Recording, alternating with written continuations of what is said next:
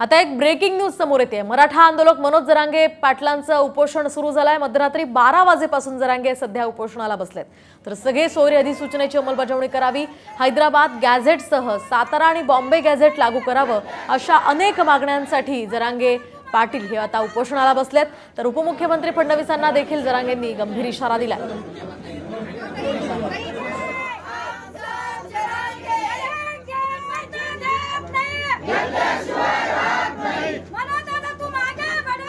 आता आम्ही फडणवीस साहेबाला संधी दिली, त्यांनी आता याचा फायदा उचलायचा आणि मराठा समाजाच्या सगळ्या मागण्याची अंमलबजावणी करायची।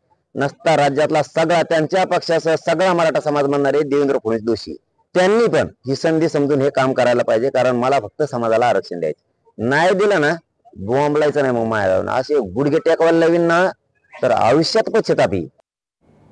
आता एक ब्रेकिंग न्यूज समोर येते। मराठा आंदोलक मनोज जरांगे पाटलांचं उपोषण सुरू झालंय। मध्यरात्री 12 वाजेपासून जरांगे सध्या उपोषणाला बसलेत। तर सगळे सोयरी अधिसूचनेची अंमलबजावणी करावी, हैदराबाद गॅझेटसह सातारा आणि बॉम्बे गॅझेट लागू करावं, अशा अनेक मागण्यांसाठी जरांगे पाटील हे आता उपोषणाला बसलेत। तर उपमुख्यमंत्री फडणवीसांना देखील जरांगेंनी गंभीर इशारा दिलाय।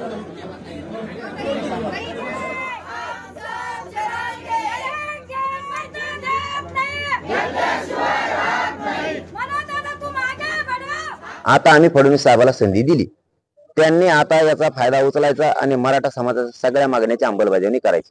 नसता राज्यातला सगळा त्यांच्या पक्षाचा सगळा मराठा समाज म्हणणारे देवेंद्र फडणवीस दोषी, त्यांनी पण ही संधी समजून हे काम करायला पाहिजे। कारण मला फक्त समाजाला आरक्षण द्यायचं, नाही दिलं ना बॉम्बलायचं नाही, मग माया असे गुडघे टेकवायला लावीन ना तर आयुष्यात पश्चाताप येईल।